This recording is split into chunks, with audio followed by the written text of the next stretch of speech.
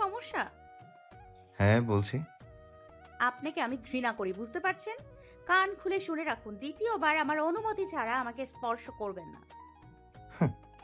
আর একজন যে আমার অনুমতি ছাড়া কালকে রাতে আমাকে স্পর্শ করলো, আমার কপালে চুমু খেলো, আবার বলেই থেমে লামিয়ার দিকে তাকালো।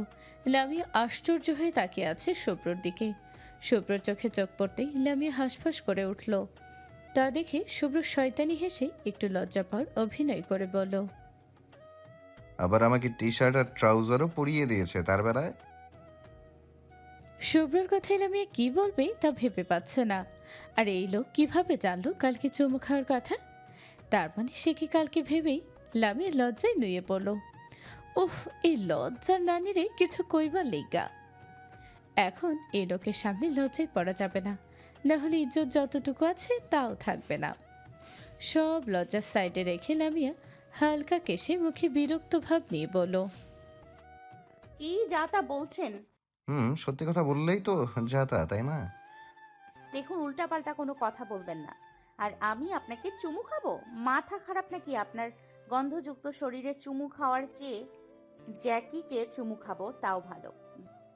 আপনার নাক খারাপ হয়ে গিয়েছে তাই বলছেন আমার শরীর গন্ধ? আর যদি গন্ধ হয়েও থাকে তবুও তো আপনি চুমু খেয়েছেন। স্বীকার করুন ম্যাডাম। দুনিয়াতে কি ছেলের অভাব যে আপনার মতো একটা বিলাতি সাদা ইঁদুরকে চুমু খেতে যাব? হুম। দুনিয়াতে ছেলের অভাব নেই, তবে শাহরিয়ার শুভ্রর মতো হ্যান্ডসাম ছেলের বড্ড অভাব। এই কথায় কথায় নিজেকে হ্যান্ডসাম দাবি করেন কেন? কে বলেছে আপনাকে আপনি হ্যান্ডসাম? দেখতে দেখা যায় বিলাতি ইঁদুর, তার উপর গরিলা বডি, আবার এই বডি নিয়ে দাবি করে হ্যান্ডসাম ছেলে। হাহ, যত সব নাটকীয় কথাবার্তা। তবুও তো চুমু খেয়েছেন, আবার আমার জামাও চেঞ্জ করে দিয়েছেন। দেখুন, বারবার এক কথা বলবেন না। আমি কিছু করিনি। করতে কতক্ষণ? কালকে তো আমার জ্ঞান ছিল না। তখন যদি আমার সর্বনাশ করে দিতেন, তখন তখন আমাকে কে বিয়ে করত?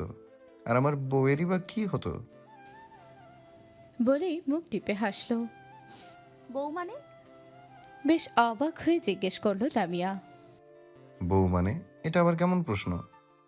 যেমনই প্রশ্ন আপনি উত্তর দিন। বউ মানে? বউ মানে বউ, আমার বউ, এর কথা বলছি। বউ চিনেন না আপনি? আপনি বিয়ে করেছেন? বেশ নরম গলায় বলল লামিয়া। না করিনি, তবে খুব শীঘ্রই করব। কাকে? মিলিকে। আমার ভীষণ পছন্দ ওকে। দেখেছেন তো কত সুন্দর, স্মার্ট, কিউট একটা মেয়ে। বলেই মুখ চেপে ধরল। ভীষণ হাসি পাচ্ছে তার লামিয়ার চুপসে যাওয়া মুখ দেখে। এদিকে মিলির কথা শুনে লামিয়া যেন থমকে গেল। বুকে আবারও অসহ্য যন্ত্রণা শুরু হলো। তবুও নিজেকে শক্ত করলো। দুর্বল হলে চলবে না। আজ ফজর পর্যন্ত এই লোকটাকে নিয়ে ভেবেছিল, কিন্তু না, আর ভাববে না সে। এই লোকটার সাথে আর কোনো কথাই বলবে না ভেবে লামিয়া চুপচাপ বিছানা থেকে উঠে দাঁড়িয়ে বারান্দায় রুম হতে বের হতে লাগলো। এই লোকটার সামনে থাকলে নিজেকে কন্ট্রোল করতে পারবে না সে। আস্তে ধীরে রুম থেকে বের হতেই শুভ্র লামিয়ার হাত টেনে ধরল। হঠাৎ হাতে টান পড়তেই লামিয়ার শান্ত চোখে পিছনে ঘুরে তাকিয়ে গম্ভীর গলায় বলল, হাত ছাড়ুন। কোথায় যাচ্ছিস? আপনাকে বলার প্রয়োজন মনে করছি না। বলার প্রয়োজন না মনে হলেও বলতে হবে। হাত ছাড়ুন। ছাড়বো না। শুভ্রর কথাই লামিয়ার রাগ উঠে গেল। লামিয়া হাত মোচড়ামুচড়ি করতে করতে রেগে চেঁচিয়ে উঠল, এই বল, ছাড় আমার হাত। ছাড় বলছি। বলেছি না ধরবি না আমাকে, কথা কানে যায় না তোর? শুভ্র লামিয়ার হাত মুচড়ে নিজের কাছে টেনে নিয়ে এসে কঠিন স্বরে বলল, অনেক মুখ বেড়ে গিয়েছে, তাই না? কথায় কথায় খারাপ ভাষা কেন করিস?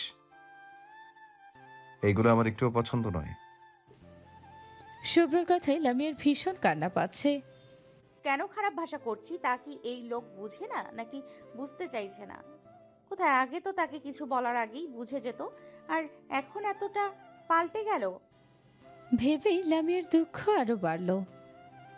বেশ করেছি, খারাপ ভাষা করেছি, দরকার পড়লে আরো করব। যে ভালো ভাষা করে তার কাছে, আমার কাছে কেন এসছিস? যা, তোর মিলির কাছে সুন্দর আছে, কিউট, স্মার্ট আছে। আমার মতো কালো আনস্মার্ট না। রেগে ভাঙা গলায় বলল লামিয়া। শুভ্র লামিয়ার দিকে তাকালো। লামিয়ার চোখে পানি চিকচিক করছে। শুভ্র তার বৃদ্ধা আঙ্গুল দিয়ে লামিয়ার চোখের পানি মুছে দিয়ে লামিয়ার দুগালে হাত রেখে কপালে কপাল থেকে ফিসফিস করে বলে উঠল, আমার এই আনস্মার্ট, কালো, অগোছালো, রাগী, জেদি, বদমেজাজি পাগলকেই যে পছন্দ ভ্রমর। ছাড়ুন আমাকে। ছাড়ার জন্য তো ধরিনি। আমি বলছি ছাড়ুন। আগে চুমু ফিরিয়ে দেবো, তারপর। লামিয়া একটু দূরে সরে দাঁড়িয়ে বলল, কিসের চুমু? গতকাল রাতে আমাকে যে চুমু দিয়েছিলি সেই চুমু। দেখুন, মিথ্যা বলবেন না। আমি মিথ্যে বলছি না, প্রমাণ আছে কিন্তু আমার কাছে। কি প্রমাণ? বেশ তুতলিয়ে বলল লামিয়া। তা দেখে শুভ্র পকেট থেকে মোবাইল বের করে ভিডিও দেখাতে লামিয়া লজ্জায় নুয়ে পড়ল। শুভ্রর থেকে দূরে সরতেই শুভ্র লামিয়ার কোমর চেপে ধরে আবারও নিজের কাছে টেনে আনলো। লামিয়া নিজেকে ছাড়ানোর জন্য ছটফট করতে লাগলো, কিন্তু শুভ্র ছাড়ল না। তা দেখে লামিয়া রাগ দেখিয়ে বলল, দেখুন, বেশি বাড়াবাড়ি করবেন না। আপনাকে আমি ঘৃণা করি। ডোন্ট কেয়ার ভ্রমর। বেশ হাসকি কণ্ঠে বলল, ছাড়ুন আমাকে, বলেছি না স্পর্শ করবেন না। এক কথা শুনতে শুনতে কানের পোকা মরে যাচ্ছে, নতুন কিছু বল। আ ছাড়ুন আমাকে। নতুন কিছু বলতে বলেছি তাই বলে আ আ এই কথা বলবি? বলেছি না এই শব্দ করবি না, আমার কেমন কেমন লাগে। ফালতু লোক। তোর কাছে আসলেই কেন জানি ফালতুগিরি করতে ইচ্ছে করে। ছাড়তে বলেছি। নিজের জিনিস ধরেছি, ছাড়বো কেন? আমি আপনার জিনিস না। তুই আমার জিনিস না, তবে এই ছোট্ট শরীরটা আমার। ছাড়বেন নাকি জায়গা মতো বসিয়ে দিব? এবার বেশ রেগে বলল লামিয়া। লামিয়ার কথা শুনে শুভ্র হেসে উঠল। সিরিয়াসলি ভ্রমর, তুই নিজের হাতে নিজের ভবিষ্যৎ প্রজন্মের ক্ষতি করতে চাইছিস? চুপ করবেন। আপনার মতো ফালতু লোক আমি একটাও দেখিনি।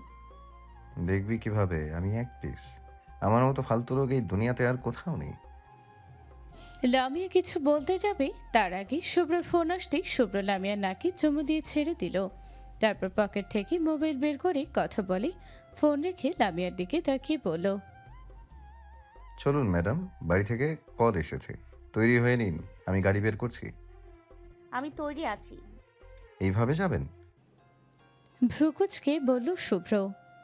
জি হ্যাঁ। কেন, কোনো সমস্যা? গায়ে ওড়না নেই? কালো ছিল না।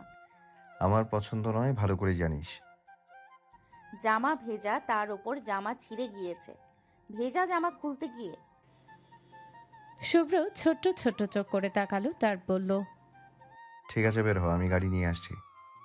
বড় ভাই বাদে আর কে কে জানে আপনার আসল পরিচয়? তুই ছাড়া সবাই জানে। সবাই বলতে? সবাই। মাহির, তায়েব, তায়েবা ওরাও? হুম। লামিয়ার চোখ মুখ শক্ত হয়ে এলো, তার দাঁতে দাঁত চেপে বলল, আপনাকে আমি কখনোই ক্ষমা করব না। আপনি আপনার শাস্তি পাবেন। লামিয়ার কথায় শুভ্র ধীর পায়ে হঠাৎ লামিয়ার সামনে এগিয়ে এসে হাঁটু গেড়ে বসল। লামিয়া একটু পিছিয়ে যেতেই শুভ্র লামিয়ার কোমর জড়িয়ে ধরে পেটে মুখ গুজে নিচু গলায় বলল, তুই যা শাস্তি দিবি মাথা পেতে নেব, কিন্তু আমাকে ছেড়ে যাস না। আর যদি যেতে হয় আমাকে মেরে চলে যাস, আমি হাসতে হাসতে প্রাণ দিয়ে দেব। তবে আমাকে জীবিত রেখে কোথাও যাস না। তিলে তিলে মারার চেয়ে আমাকে একেবারেই মেরে চলে যাস। লামিয়া চুপচাপ দাঁড়িয়ে শুভ্রের কথা শুনল। তারপর আস্তে করে শুভ্রর থেকে নিজেকে ছাড়িয়ে নিয়ে শক্ত গলায় বলল, আপনাকে যেইভাবে মারলে আপনি সবচেয়ে বেশি কষ্ট পাবেন, আমি ঠিক সেভাবেই আপনাকে শেষ করব। বলেই চলে গেল। শুভ্র লামিয়ার চলে যাবার দিকে তাকিয়ে উঠে দাঁড়িয়ে মাথাটা নিচু করে সেও চলল লামিয়ার পিছু। সকাল 10:30 শুভ্রর গাড়ি এসে থামল ইসলাম বাড়িতে। লামিয়া গাড়ি থেকে নেমে দেখল খানার ইসলাম বাড়ির সবাই দাঁড়িয়ে আছে তাদের জন্য। তায়েব, তায়েবা, মাহির, ইভান, ইমন লামিয়াকে দেখে খুশিতে লাফিয়ে লামিয়ার গড়া জড়িয়ে ধরতেই লামিয়া সরিয়ে দিল তাদের। তা দেখে সবাই বেশ অবাক হলো। বাড়ির বড়রা সবাই এগিয়ে আসতেই লামিয়া তাদের সরিয়ে দিয়ে কোনো কথা না বলে চলে গেল নিজের রুমে। তা দেখে সবাই বেশ চিন্তায় পড়ল। শুভ্র অসহায় চোখে লামিয়ার যাওয়ার দিকে তাকালো। সবাই লামিয়ার এমন ব্যবহারে বেশ অবাক হলো। লতিফা বেগম বেশ চিন্তিত গলায় শুভ্রর কাছে এসে দাঁড়িয়ে বলল, বাপ কি হয়েছে, লামিয়ার এমন করে চলে গেল কেন? শুভ্র মাথা নিচু করে দাঁড়িয়ে আছে, কোনো কথা বলছে না। তা দেখে লতিফা বেগম আরো চিন্তিত গলায় বলল, বাপ, ওর সাথে কি কোনো খারাপ কিছু হয়েছে? শুভ্র চট করে মাথা তুলে লতিফার দিকে তাকিয়ে বলল, তুমি কি আমাকে বিশ্বাস করো না মামুনি? করি, তবে লামিয়া এমন করে চলে গেল কেন? ও ও তো এমন করে না কোনো দিন। কি হয়েছে বাপ, খুলে বল। শুভ্র মাথা নিচু করে দাঁড়িয়ে গম্ভীর গলায় বলল, তোমার মেয়ে অভিমান করেছে মামুনি। অভিমান? কিসের অভিমান? শুভ্র সবকিছু খুলে বলতেই সবার মুখ গম্ভীর হয়ে গেল। লামিয়া সহজে কারোর সাথে রাগ অভিমান করে না, আর যদি একবার করে তাহলে সেই রাগ নিজে থেকে না ভাঙলে এই রাগ অভিমান ভাঙাতে কেউ পারবে না ভেবেই হামিদ সাহেব বেশ চিন্তিত হলো। তায়েব, তাইবা, মাহির, ইভান, ইমনের মুখটা ছোট্ট হয়ে আছে। তাদের বোন তাদের সাথে রেগে আছে, তাহলে না না কিছু একটা করে তার রাগ ভাঙাতেই হবে, না হলে লামিয়া এই জনমে কথাই বলবে না তাদের সাথে ভেবেই একজন আরেকজনের দিকে তাকিয়ে চোখ দিয়ে কিছু ইশারা করে দাঁড়িয়ে রইল সেখানে। হলরুমে সবাই চুপচাপ দাঁড়িয়ে আছে। আনিসুল সাহেব কিছু না বলে গম্ভীর হয়ে চলে গেলেন নিজের ঘরে। তা দেখে রাশেদা বেগমও চলে গেলেন স্বামীর পিছনে। আস্তে আস্তে সবাই স্থান ত্যাগ করলো, শুধু দাঁড়িয়ে আছে শুভ্র। হঠাৎ আজমেরি বেগম খিটখিট করে হেসে উঠল। তা দেখে শুভ্র মাথা তুলে তাকালো। আজমেরি বেগম শুভ্রের হাত ধরে সোফায় বসিয়ে বললেন, খারাপ লাগতেছে দাদু ভাই? শুভ্র মাথা নিচু করে মাথা নাড়িয়ে বেশ অসহায় গলায় বলল, আমাকে ছেড়ে চলে যাবে না তো তোমার নাতনি? তা শুনে আজমেরি বেগম বলল, ওই পাগলের অভিমান তোমারই ভাঙাইতে হইব, বুঝলা? যেই হানে রাগ অভিমান বেশি, সেই হানে ভালোবাসাও বেশি। তুমি পারবা তোমার বউয়ের রাগ ভাঙাইতে? শুভ্র মাথা তুলে তাকিয়ে বলল, কিভাবে? আজমেরি বেগম শয়তানি হেসে শুভ্রের কানে কানে কিছু বলতেই শুভ্রের চোখ রসগোল্লার মতো হয়ে গেল। তা দেখে আজমেরি বেগম হেসে বলল, আমরা সবাই তোমার সাথে আছি। বলেই সামনের দিকে ইশারা করতেই দেখল মাহির, তাইব, তাইবা, আবির, রাশেদ, সাফওয়ান, আরিফ, শারমিন, লামহা, হামিদা, আয়না, ফারিয়া, হাফসা, সবিল, আবিব সবাই দাঁড়িয়ে আছে। তারা সবাই শুভ্রকে চোখ দিয়ে ইশারা করে বোঝালো তারা সবাই তার সাথে আছে। হঠাৎ ঘেউ ঘেউ শব্দ শুনে সবাই ঘাড় ঘুরিয়ে পাশে তাকাতেই দেখল জ্যাকি তার সামনের দুহাত উঁচু করে জিভ বের করে আছে। ব্লাকি শুভ্রর পায়ের কাছে ঘেঁষে মেয় মেয় শব্দ করছে। তা দেখে রাশেদ হেসে বলল, দেখেছিস, তুই একা না, আমরা সবাই তোর সাথে আছি। তা দেখে শুভ্রের মুখে হাসি ফুটল। আজমেরি বেগম তা দেখে বলল, এখন যে যার রুমে গিয়া বিশ্রাম করো গা, বিকেল থেকে প্ল্যান মাফিক কাজ করো। আজমেরি বেগমের কথা শুনে সবাই মাথা নাড়িয়ে চলে গেল নিজেদের রুমে। সময়টা বিকেল 5টা। আজ সারাদিন লামিয়ার কোনো দেখা পাওয়া যায়নি। সেই সকাল থেকে নিজের রুমে দরজা বন্ধ করে বসে আছে। দুপুরের খাবার খেতেও আসেনি সে। অনেকবার ডাকাডাকি করে গিয়েছে লতিফা বেগম, কিন্তু কোনো সাড়া শব্দ না পেয়ে হতাশ হয়ে চলে গিয়েছে। শুভ্র লামিয়ার রুমের সামনে এসে দাঁড়ালো। তার পিছনে আড়ালে লুকিয়ে আছে সবাই। শুভ্র পিছনে তাকিয়ে দীর্ঘশ্বাস ফেলে সামনে ঘুরে রুমের দরজা নক করলো, তবুও সারা শব্দ পেল না। পরপর 2-3 বার নক করতেই লামিয়া দরজা খুলে দিয়ে বিরক্ত গলায় বলল, কি চাই? বাড়ির চাবি। শুভ্রের কথা শুনে লামিয়া কপালে ভাঁজ ফেলে বলল, কোন বাড়ির চাবি? আমার বাড়ির চাবি। লামিয়া কিছুক্ষণ কপালে ভাঁজ ফেলে তাকিয়ে রইল শুভ্রের দিকে। বেশ ভালোভাবে খেয়াল করলো শুভ্র তার দিকে একবারও তাকাচ্ছে না, মুখে কেমন বিরক্তর ছাপ। তা দেখে লামিয়া চোখ ছোট্ট ছোট্ট করে ফেল। লামিয়াকে ওইভাবে দাঁড়িয়ে থাকতে দেখে শুভ্র অন্যদিকে তাকিয়ে বিরক্ত হয়ে বলল, কি হলো, দিচ্ছেন না কেন? চাবি দিয়ে কি করবেন? নিজের বাড়ির চাবি দিয়ে কি করে মানুষ? জানি না, আপনি বলুন। শুনেন, আমি এখানে থাকবো না, তাই চাবি দিন। নিজের বাড়িতে চলে যাব। কেন থাকবেন না? কার জন্য থাকবো? ওই বাড়িতে কার জন্য থাকবেন? নিজের জন্য যাব। লামিয়া নিজের ঠোঁট কামড়ে ধরে রুমের ভেতর গিয়ে চাবি এনে দরজার সামনে এসে দাঁড়িয়ে চাবি বাড়িয়ে দিতেই শুভ্র থাবা দিয়ে চাবি নিয়ে লামিয়ার দিকে না তাকিয়ে চলে গেল। লামিয়া অবাক হয়ে শুভ্রের যাওয়ার দিকে তাকালো। শুভ্র ভুল করেও তাকালো না লামিয়ার দিকে। তা দেখে লামিয়া মুখ বাঁকিয়ে চলে গেল নিজের রুমে। ওইদিকে দরজা খোলা পেয়ে ধরফর করে রুমে প্রবেশ করলো মাহির, তাইবা। একটু আগে ইমন আর ইভান চলে গিয়েছে তাদের নিজেদের বাড়িতে। তাইব মাহিরকে দেখে লামিয়া পিছন ঘুরে তাকিয়ে তাদের দিকে তাকালো। তাইবা মাহির চোরের মতো মুখ করে দাঁড়িয়ে আছে। লামিয়া কোনো কথা না বলে বারান্দায় গিয়ে বসলো। তা দেখে মাহির তাইবাও পা টিপে টিপে তার পিছনে দাঁড়ালো। আমার রুম থেকে বেরিয়ে যা, তোদের মতো বেঈমানদের মুখ দেখতে চাই না। তাদের তিনজনের দিকে না তাকিয়ে গম্ভীর গলায় বলে উঠল লামিয়া। আমাদের মাফ করে দে বোন, আমরা লুকাতে চাইনি, কিন্তু ভদ্র ভাইয়া নিষেধ করেছিল আমাদের। মন খারাপ করে বলল তায়েব। ওই বেটা গু খেতে বললেও গু খাবি? বলেই তাদের দিকে তাকালো। লামিয়ার কথা শুনে তিনজনের মুখটা চুপসে গেল। কোনো উত্তর না দিয়ে চুপচাপ মাথা নিচু করে দাঁড়িয়ে রইল। তা দেখে লামিয়া দীর্ঘশ্বাস ফেলে আর কিছু না বলে চুপ করে বসে রইল। কিছুক্ষণ পর শুভ্র কাঁধে তার ব্যাগ আর ব্ল্যাকিকে কোলে তুলে বেরিয়ে এলো বাড়ি থেকে। তার পিছন পিছন লতিফা, মনিরা, তহমিনা, রাশেদা বেগমও বেরিয়ে এলেন। লামিয়া চুপচাপ তাকিয়ে দেখতে লাগলো তাদের। লতিফা বেগম চোখ মুছে শুভ্রকে কি যেন বলছে। শুভ্র হালকা হেসে তার জবাব দিচ্ছে। ব্ল্যাকিকে নিয়ে যেতে দেখে লামিয়ার মুখটা কালো হয়ে এলো। তখনই ঘেউ ঘেউ করতে করতে জ্যাকি দৌড়ে শুভ্রের সামনে দাঁড়িয়ে লেজ নাড়াতে লাগলো। শুভ্র রাশিদা বেগমকে কি যেন বলে বিদায় নিতেই কোথা থেকে মিলি এসে দৌড়ে শুভ্রের হাত জড়িয়ে ধরল। তা দেখে লামিয়ার চোখ মুখ শক্ত হয়ে এলো। মাহির তাইবা মুখে হাত দিয়ে দাঁড়িয়ে আছে। একবার লামিয়ার দিকে তাকাচ্ছে, আরেকবার শুভ্র আর মিলির দিকে। শুভ্র রেগে ছাড়া দিয়ে মিলির হাত থেকে নিজের হাত ছাড়িয়ে নিল।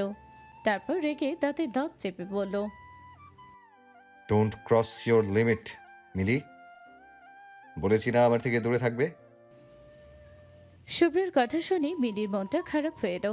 শুভ্র বিরক্ত হয়ে চোখ ঘুরিয়ে উপরের দিকে তাকাতেই দেখল একজোড়া লাল বর্ণের চোখ, যা তার দিকেই তাকিয়ে আছে। শুভ্র তা দেখেও ইগনোর করে অন্যদিকে ফিরে সবার থেকে বিদায় নিয়ে বাড়ির পথে হাঁটা হলো। তার পিছন পিছন মিলিও গেল। তা দেখে লামিয়া চুপচাপ নিজের রুমে এসে বিছানায় বসলো। মাহির তাইবা চুপচাপ এসে বসলো লামিয়ার পাশে।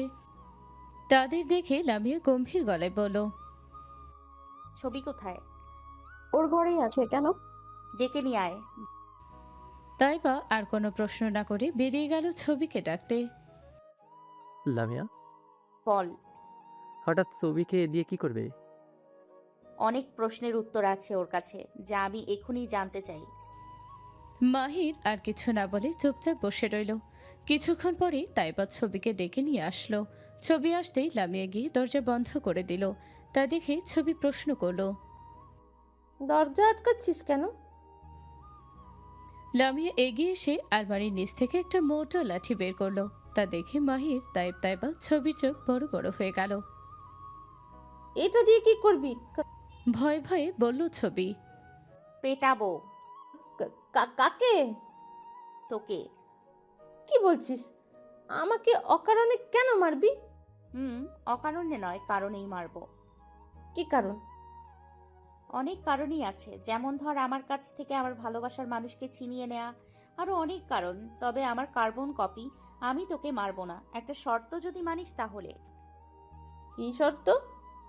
আমার সবকিছুর উত্তর চাই, সবকিছুর। তোদের বিদেশ যাওয়ার পর থেকে যা যা ওইখানে হয়েছে সব কিছুর A to Z খবর চাই আমার। ছবি লামিয়ার কথাই হালকা হেসে বলল, আগে বললেই আমি তোকে বলে দিতাম। এত কাহিনী করার মানে হয় নাকি? কি জানতে চাস বল, আমি সব বলবো আজকে তোকে। বলেই লামিয়ার বিছানায় বসলো। লামিয়া অবাক হলো ছবির কথাই, তা বুঝতে না দিয়ে ঝটফট বলল, সেদিন তোরা বেরিয়ে কোথায় ছিলি? কিভাবে এতখানি এসছিস? আর শুভ্রর সাথে তুই এতদিন একসাথে ছিলি, তোদের সাথে। ছবি হেসে উঠল। আরে ভাই আস্তে আস্তে প্রশ্ন কর, একেবারে এত প্রশ্ন করিস না, আমি কোথাও পালিয়ে যাচ্ছি না। বলেই থামলো, তারপর বলতে শুরু করলো।